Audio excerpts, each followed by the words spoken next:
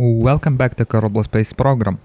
Today we're continuing our career and we are going to focus on orbital construction.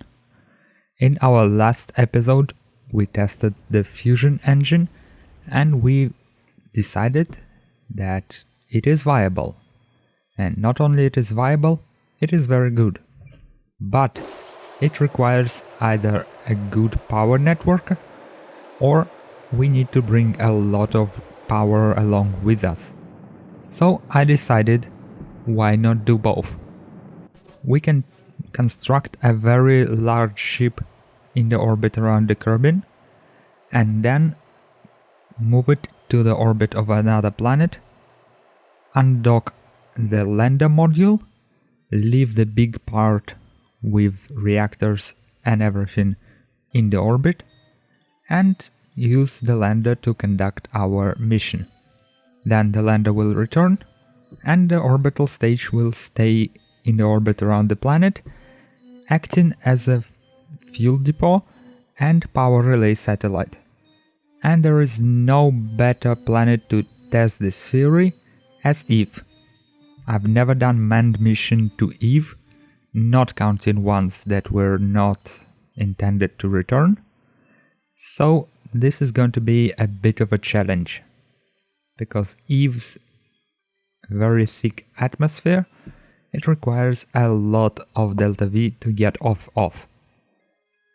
But I believe by using fusion engine and beam down power, we shall be able to land and then retrieve our craft without much of a difficulty. And for that purpose, we are building this monstrosity. So it is going to consist of 7 components, not including the core part with the docking modules. The first part is going to be, of course, the part with engine and the science lab, which will stay in the orbit along with most of it. Then there will be 2 modules with antimatter reactors, 2 modules with transceivers to beam down the power and maybe to receive it if the need arises, and 1 lander module, exactly what we are docking now. The whole thing will use fusion engines. The one will be located with the lab and will allow us to move this thing into the orbit of another planet, and another fusion engine will be located on the lander to be used to retrieve it from the surface of Eve. So here we are coming in for the nice docking, and I decided to retract the radiators because we're going to dock more things to it and it might damage radiators. And almost there. There are only 2 tricky parts with whole thing. The first part, well, actually 3. The first part is kickstarting the antimatter production, because it requires quite a bit of power, but we still have an old power relay satellite in the orbit around Kerbin, and it should help us in this endeavor. The second part is we are going to use only 1 engine to move it to another planet. That might prove not very sufficient, because the craft itself will be very heavy. But on the other hand, all it can do is increase our burn time to hours. Hopefully not days. And the third problem, which might actually be a biggest one, is the rigidity of the whole structure. I'm not positive that when this engine starts, the whole thing is not going to wobble and not going to destroy itself for some unknown reason. But again, we have Kerbal attachment system, and if we need, we might add a couple of struts to the whole thing to make sure it is more rigid and doesn't bend in ways I haven't intended. So here is our first transceiver module, going nice and steady. And one more thing we're going to have along for the ride is a whole ton of monopropellant. There will be a lot of it. But I think it's a good thing to have. We might need to do some reorientation in space, and moving this thing without monopropellant might prove difficult. So here is the second launch of the same transceiver module. We're going to cut most of it because, well, it's exactly the same thing. And nice and easy, docked. We only got two things left to dock, and they are the antimatter reactors. Here is the first one, and it is going for a nice encounter.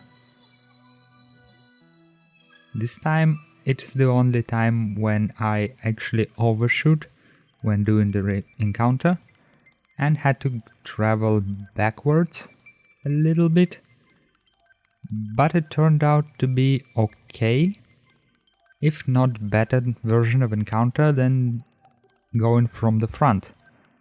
Who knew? So let's orient carefully, because we have 3 radiators on this part of the ship, and we want them to be facing outwards so that we can use them for their purpose.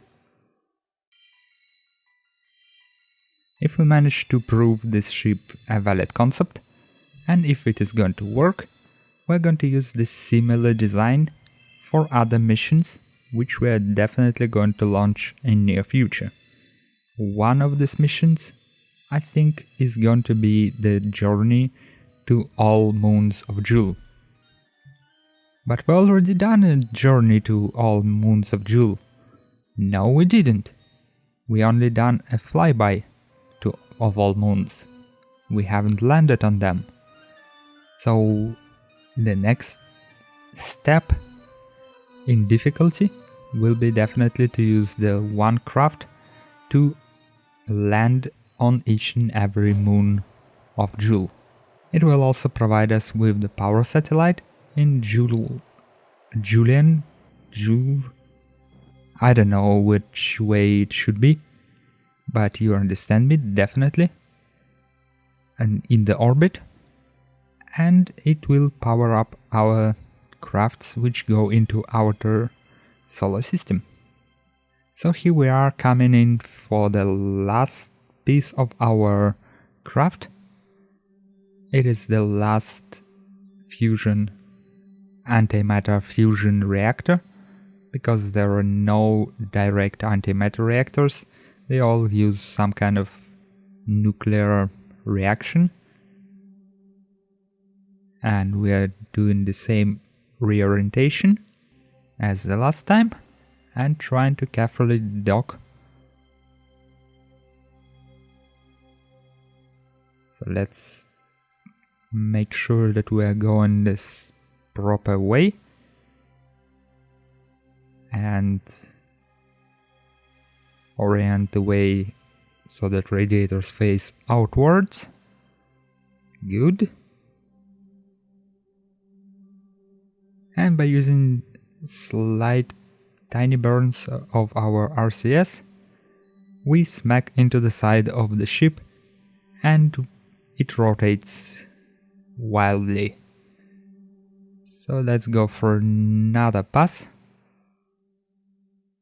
And this time it looks more successful. Yep, here we go. Our ship is complete.